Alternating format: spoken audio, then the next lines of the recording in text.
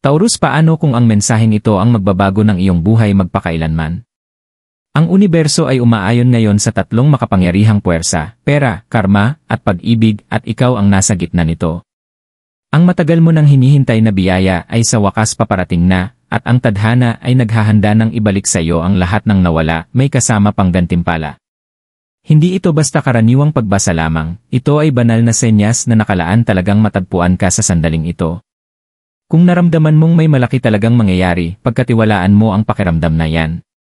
Dahil maaaring ito na ang sandaling babaliktarin ng tadhana ang takbo ng iyong buong buhay. Taurus, ikaw ang laging tahimik na mandirigma, matyaga, tapat, at matatag kahit paulit-ulit kang sinusubok ng buhay. Marami sa inyo ang matagal nang may mga tahimik na panalangin sa puso, paulit-ulit na nagtatanong sa langit, kailan naman ako? At ngayong gabi, dumating na ang mensaheng ito bilang banal na tugon sa iyong dasal. Sa paniniwalang Filipino, kapag ang kandila mo'y kumikislap ng walang dahilan, ibig sabihin ay may mga espiritong nakikinig at sa sandaling ito, ikaw ang kanilang pinakikinggan. Ang enerhiya sa paligid mo ay nagbabago, inaayos ng universo ang mga landas, tao, at oportunidad upang ihanda ang gantimpalang para sa iyo. Ang pera, karma, at pag-ibig ay hindi basta nagbanggaan, sila ay nagkakahanay upang gisingin ang iyong tadhana. Tinatawagan kang bitawan ang lumang sakit, patawarin ang mga lumipas, at buksan ang puso mo para sa mga paparating. Ito na ang sandali ng iyong banal na pagkakahanay, Taurus, ang oras kung kailan maririnig mo ang bulong ng langit, ikaw naman ngayon. Mensahe ng pera. Taurus, tahimik kang minamasdan ng universo, ang iyong pagtatrabaho, pagbibigay, at mga sakripisyo. Ibinuhos mo ang iyong oras, puso, at katapatan, kahit minsan ay hindi ito nasusuklian ng pareho. Ngunit hindi ka kailanman nagreklamo. Ang katahimikang iyon ng lakas ang siyang iginagalang ngayon ng universo. Sa diwa ng pagka-Filipino, sinasabi natin, ang taong marunong maghintay, pinagpapala sa tamang oras. Ang marunong maghintay, laging tatanggap ng biyaya sa perpektong sandali. At, Taurus, papalapit na ang panahong iyon. Sa loob ng mga buwan, marahil taon, bitbit mo ang bigat ng mga responsibilidad, mga bayarin, suliraning pampamilya, o mga pangarap na tila imposibleng maabot. Pero hindi ka kailanman tumigil maniwala. Sa bawat dasal bago matulog, sa bawat sindi ng kandila habang umaasa ng himala, narinig iyon ng langit. Ang pera ay hindi lang papel o barya, ito ay enerhiya. At ang enerhiya ay dumadaloy kung saan naroon ang pananampalataya. Ngayon, muling itinutok ng universo ang kasaganaan sa iyo, dahil nanatiling mabuti ang iyong puso kahit nang halos wala ka na. Sa tuwing tumutulong ka sa iba, kahit kakaunti na lang ang natitira para sa iyo, iyon ang naging karmic investment mo. At ngayon, handa na itong bumalik ng sobra-sobra. May batas espiritual, Taurus, kapag pinagpapala mo ang iba, ikaw naman ang hahabulin ng mga biyaya. Nagtanim ka ng mabuting binhi at malapit na ang pag-ani. Huwag kang magulat kung bigla kang makatanggap ng alok, regalo, oportunidad mula sa mga taong hindi mo inaasahan. Hindi iyon aksidente, iyon ay banal na pag-aayos. Sa paniniwalang Filipino, kapag may bumagsak na barya ng walang dahilan, sinasabing paalala iyon ng mga espiritu na may paparating na swerte. Kaya kung nakarinig ka kamakailan ng ganito, o may natagpuan kang pera sa daan, ituring mo itong palatandaan, papalapit na ang kasaganaan. Mapapansin mo ring inuulit-ulit ng mga senyales ang kanilang sarili, tulad ng bilang na 8, sagisag ng walang hanggan at kasaganaan, o mga panaginip tungkol sa tubig, na madalas ay nangangahulugang pagdaloy ng pera at pagbabagong buhay. Ito ang paraan ng langit para ipakita sa iyo na muling bumubukas ang pintuan ng biyaya. Ngunit pinaalala rin ng universo, ang kasaganaan ay hindi lang tungkol sa pagtanggap, ito ay tungkol sa pagkakahanay.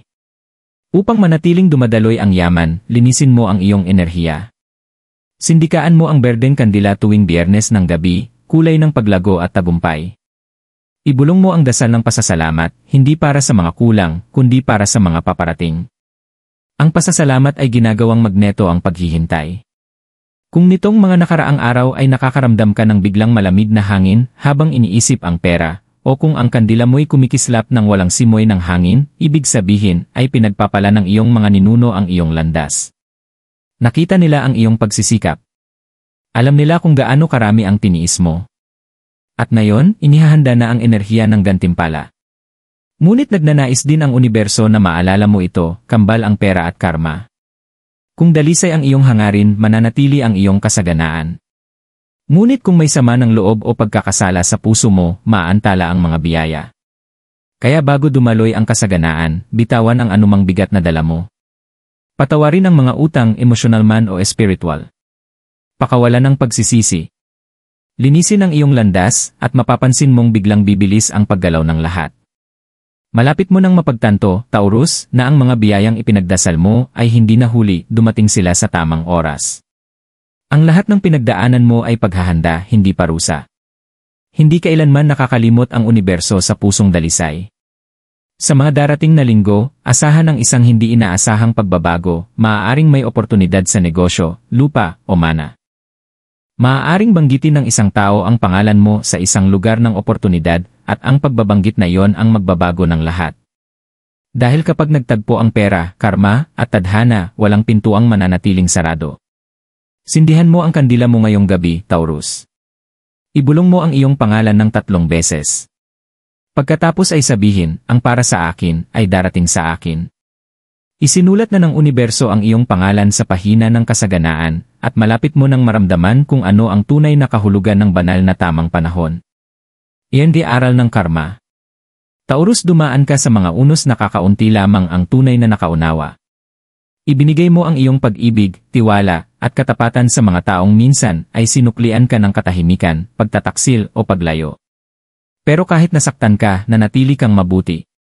Bitbit mo ang iyong puso ng may dignidad at iyon ang hindi nalilimutan ng universo. Sa paniniwalang Filipino, ang karma ay hindi parusa, ito ay balanse. Ito ang tahimik na kamay ng tadhana na inaayos kung ano ang nararapat at kung ano ang dapat ibalik. Kung ano ang itinanim, siya ring aanihin. At Taurus, sinasabi ng universo, malapit na ang panahon ng iyong pag-ani. Marami sa inyo ang nakakaramdam na tila naging hindi patas ang buhay nitong mga nakaraang taon, mga taong tinulungan mo, nakalimot, mga oportunidad, lumampas, pag-ibig, basta na lang lumisan. Ngunit ang katotohanan ay mas malalim, hindi ka itinatanggi ng karma, ikaw ay pinoprotektahan. Ang mga pagkaantala, pagtanggi, at pagkabigo, lahat iyon ay mga banal na pagliko ng landas. Dumarating sa bawat buhay ng Taurus ang sandaling sasabihin ng universo, tama na. Panahon na para ibalik ang lahat ng kanilang ibinigay. At ang sandaling iyon, nagsisimula na ngayon. Maaari mong maramdaman ang mga palatandaan, mga panaginip tungkol sa mga taong nakaraan, mga alaala na biglang bumabalik, o paulit-ulit mong nakikita ang mga numerong 111 o 222. Ito ang mga bulong ng kalawakan, mga hudyat na nagsasara na ang mga karmic cycle. Sa kulturang Filipino, kapag biglang umihip ang hangin habang iniisip mo ang isang tao, sinasabing dumadaan ang kanyang kaluluwa. At kung nitong mga araw ay nakakaramdam ka ng mga biglang kilabot, o parang naririnig mong binabanggit ang iyong pangalan sa katahimikan, ituring mo itong kumpirmasyon. Ang taong minsang nakasakit sa iyo ay naaalala ka na, nararamdaman na ang bigat ng kanilang ginawa. Nagsimula nang umikot ang karma. Ngunit narito ang banal na lihim, hindi mo kailangang maghangad ng paghihiganti. Hindi mo kailangang patunayan ang sarili mo. Gumagana ang karma ng tahimik, maganda, at eksakto sa tamang oras. Ang mga nakasakit sa iyo ay matututo, hindi dahil sa galit mo, kundi sa sarili nilang paggising. Taurus, ang iyong kapayapaan ang iyong kapangyarihan. Kapag pinili mong magpatawad, hindi mo binubura ang nangyari, pinalalaya mo ang iyong sarili mula rito. At gantimpala ng universo ang ganitong pagpapalaya sa pamamagitan ng mga biyayang kahit ang mga kalaban mo ay hindi kayang hadlangan. May lumang kasabihang Filipino, ang mabuting gawa ay bumabalik. Ang kabutihang ipinakita mo noon, papabalik na ngayon. Maaaring sa anyo ng isang tao, isang oportunidad, o isang sandaling ibabalik ang iyong pananampalataya. Kung nitong mga araw ay bigla kang nagiging emosyonal, o tumutulo ang luha, kahit hindi ka naman malungkot, iyon ang kaluluwa mong nililinis ang sarili. Paalis na ang lumang enerhiya. Bawat patak ng luha ay naghuhugas ng sakit, naghahanda ng espasyo para sa biyayang banal. Tandaan, hindi lang kawalan ang hatid ng karma, ito rin ay muling pagbabalik ng pag-ibig. Maaaring may isang taong minsang hindi nakita ang tunay mong halaga ang babalik, hindi para sa closure, kundi para sa pagtubos. Mararamdaman mo ang katapatan ng kanilang puso, kahit wala silang sabihin, dahil kapag pinalambot ng karma ang isang puso, ang universo ang bumubulong ng katotohanan. Ngunit, Taurus, ang tunay na aral ay hindi kung sino ang babalik, kundi kung ano ang naging ikaw. Mas matatag. Mas matalino. Hindi matinag. Ipinagmamalaki ng universo kung paano mo hinarap ang bagyo. Kung nakakakita ka ng mga puting paru-paro kamakailan, alamin na ito'y sagisag ng kapayapaan at pagbabago. Mensahe ito ng universo, tapos na ang iyong pagdurusa. Muling ipinanganak ang iyong espiritu. Bago ka matulog ngayong gabi, subukan ang isang simpleng ritual. Sindihan ang isang puting kandila at sabihin, ipinapalaya ko ang mga hindi na para sa akin. Pinapatawad ko at tinatanggap ko ang aking kapayapaan. Pagkatapos, ipikit ang iyong mga mata at isipin ang isang malambot na gintong liwanag na bumabalot sa iyo, iyon ang iyong karmic reset. Ang iyong kaluluwa ay muling isinusulat sa balanse ng langit. Taurus, ang iyong karma ay hindi na tungkol sa sakit, ito ay tungkol sa gantimpala. Bawat gabing hindi ka makatulog, bawat ngiting pinilit mong ipakita sa gitna ng luha, bawat kabutihang ginawa mo ng walang kapalit, binibilang lahat iyon ng universo. At ngayon, ang timbangan ng tadhana ay unti-unting kumikiling pabor sa iyo. Maghanda para sa mga full circle na sandali, ang paghingi ng tawad na akala mong hindi mo na maririnig, ang pagkakataong nawala noon na muling babalik sa mas magandang anyo, o ang pangarap mong nakalimutan na biglang matutupad. Ito ang mga karmic gifts, mga patunay na hindi ka kailanman nakalimutan. Kita mo, Taurus, kapag ang karma ay nakatagpo ng pusong dalisay, hindi ito gumigiba, ito ay muling nagtatayo. At sa lalong madaling panahon, tatayo ka sa liwanag ng lahat ng ipinagdasal mo noon, mapagtatanto mong kailanman ay hindi ka pinarusahan ng universo, inihahanda ka lamang nito. Kaya ngayong gabi, tuminala ka sa langit. Ibulong ang iyong pasasalamat sa mga bituin. Dahil sa kabila ng lahat ng hindi mo nakikita, isinusulat na ng langit ang bago mong kwento, at sa pagkakataong ito, magtatapos ito sa kapayapaan, hustisya, at banal na kasaganaan. Yan enerhiya ng pag-ibig. Taurus, ang parehong enerhiyang nagpagaling sa iyong karma, at nagdala ng mga biyaya ay ngayon ay gumigising ng mas makapangyarihang puwersa, pag-ibig. Ilang taon kang nagbigay ng pag-ibig ng buong puso, kahit madalas ay hindi mo natatanggap ang parehong init pabalik. Pero hindi kailanman tumigas ang iyong puso. Patuloy kang naniwala sa pag-ibig, sa pasensya, sa banal na tiempo. At ang pananalig na iyon ang siyang humihila ngayon ng magandang enerhiya papalapit sa iyo. Nakita ng universo ang iyong katapatan, ang mga luhang tahimik mong ipinagpag, at ang mga dasal mong ibinulong sa gabi. Sa paniniwalang Filipino, kapag napanaginipan mong ngumingiti sa iyo ang isang tao o tinatawag ang iyong pangalan, ibig sabihin ay iniisip ka ng kaluluwa niya. Kamakailan, baka paulit-ulit mong napapanaginipan ang parehong tao, o nakakaramdam ka ng kakaibang paghila patungo sa isang pamilyar na enerhiya, hindi yon guni-guni. Iyon ay kaluluwa mong kumikilala sa isa pang kaluluwa sa pamamagitan ng banal na Panginoon. Ang pag-ibig, Taurus, ay hindi lamang tungkol sa romansa, ito ay tungkol sa paggising. Inihahanda ka ng universo na makilala ang isang taong tugma sa iyong dalas, isang pusong tumitibok sa parehong ritmo ng iyong tadhana. Makikilala mo sila hindi sa mga salita, kundi sa enerhiya. Kapag nagtagpo ang inyong mga mata, mararamdaman mo ang kapayapaan sa halip na kaba, pamilyaridad sa halip na takot. Iyon ang palatandaan, ang pag-ibig na ito ay naisulat na bago ka pa ipinanganak. Kung matagal ka nang walang kasama, ito na ang iyong senyas, hindi ka nakalimutan ng pag-ibig. Nag-aantay lamang ito habang ikaw ay nagpapagaling. Ang sakit, pagtataksil, at kalungkutan, lahat iyon ay paghahanda para tanggapin mo ang pag-ibig na hindi nananakit, pag-ibig na parang tahanan. Para naman sa mga nasa relasyon, ang enerhiya ng panahong ito ay nagdadala ng panibagong simula. Matatapos na ang mga hindi pagkakaunawaan. Ang mga salitang hindi nasabi noon ay maririnig na ngayon ng puso. Kung lumayo ang iyong kapareha, maaari mong maramdaman muli ang init dahil ginagaling ng banal ang halos nasirang koneksyon. Sa kulturang Filipino, sinasabing kapag may paru-parong dumapo sa iyo, dala nito ang kaluluwa ng isang taong nagmamahal sa iyo. Kaya kung kamakailan ay may nakita kang mga paru-paro o naamoy ang pamilyar na halimuyak, kahit walang tao sa paligid, iyon ay tanda, naroon ang enerhiya ng pag-ibig. Bulong ng universo, hindi ka nakalimutan. Mayroon ding tinatawag na karmic love thread, maaaring may taong mula sa iyong nakaraan ang muling bumalik, hindi para saktan ka, kundi upang maghatid ng kapatawaran o pagkakapanatag. Bahagi ito ng kontrata ng iyong kaluluwa, mga damdaming hindi natapos na ngayon ay humihingi ng kapayapaan. Kung sakaling bumalik sila, huwag magmadali. Makinig gamit ang puso, hindi ang sugat. Sapagkat minsan, ang pagbitaw ng may pagmamahal ang pinakamatinding anyo ng pagpapagaling. Taurus, ang iyong enerhiya ng pag-ibig ngayon ay mature, mapayapa, at itinakda ng tadhana. Hindi mo na kailangang habulin ang pag-ibig, ikaw na mismo ang inaakit nito. Hindi mo na kailangang manghingi ng atensyon, ikaw na ang nagliliwanag nito. Ang iyong aura, na ngayon nilinis ng karma at pinatatag ng pananampalataya, ay naging magneto ng pag-ibig. Mapapansin ng mga tao ang liwanag mo muli, hindi dahil sa iyong anyo, kundi dahil sa panginginig ng iyong kaluluwa. Sa pamahiing Filipino, kapag biglang uminit ang hangin sa gabi, sinasabing may dumadaan na kaluluwa ng may pagmamahal. Kung naramdaman mo ang init na iyon, ang yakap na parang ginhawa, iyon ay ang universo na niyayakap ka, sinasabi sa iyong napapaligiran ka ng pag-ibig, makalupa man o makalangit. Para sa manifestation, gawin ang simpleng ritual na ito bago matulog. Ilagay ang iyong mga kamay sa ibabaw ng iyong puso at sabihin, "Handa na akong tanggapin ang banal na pag-ibig. Ang nakatakda para sa akin ay laging makakahanap ng daan sa akin." Pagkatapos, isipin ang malambot na gintong liwanag na pumapasok sa iyong dibdib at kumakalat sa buong katawan, iyon ang panginginig ng pag-ibig na kumokonekta sa iyo sa iyong nakatadhanang kapareha. Huwag pagdudahan ang tiyempo. Ang pag-ibig ay hindi dumarating kapag perpekto ka na, dumarating ito kapag muli kang handang maniwala.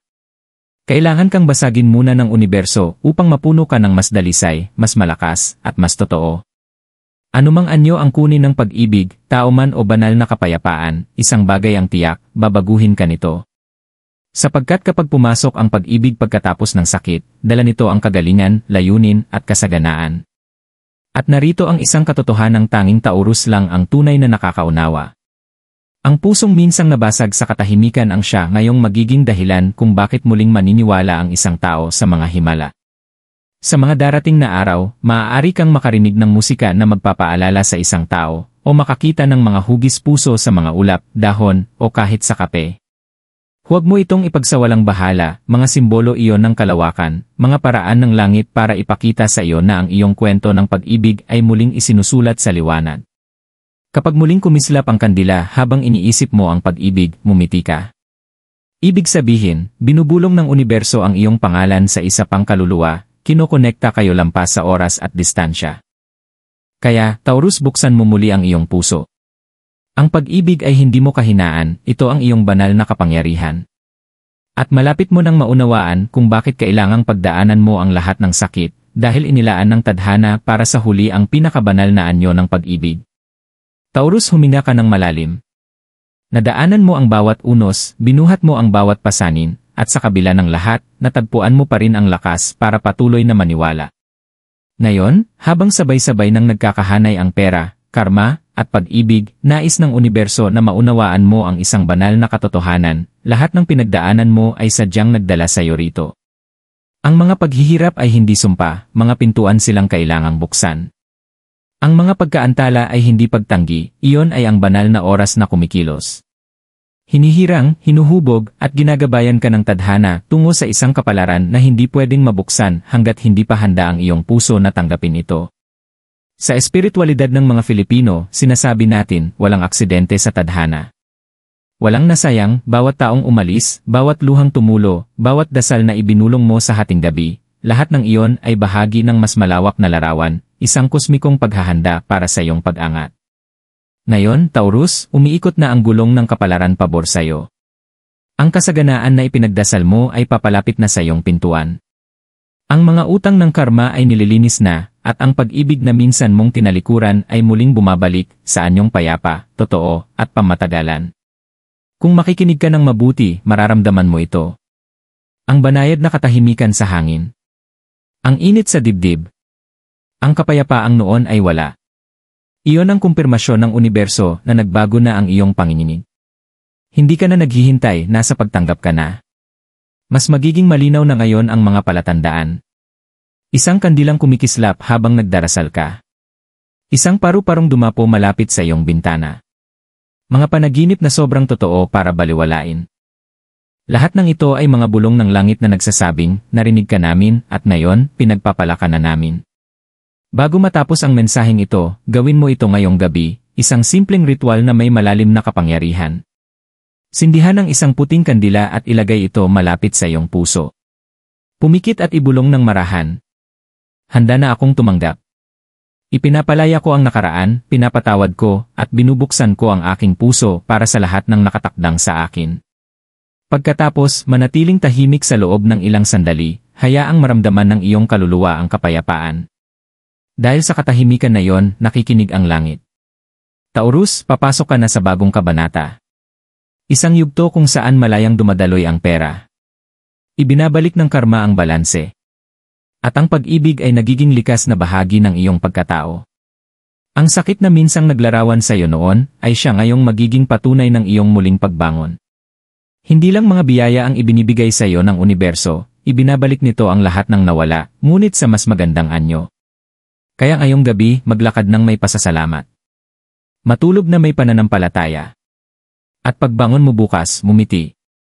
Dahil nakalipat na ang tadhana, pabor sa'yo. Tandaan. Hindi kailanman nakakalimot ang universo sa pusong mabuti. Matagal nang nakasulat ang iyong pangalan sa aklat ng banal na tiempo. At ngayon, binubulong ng langit.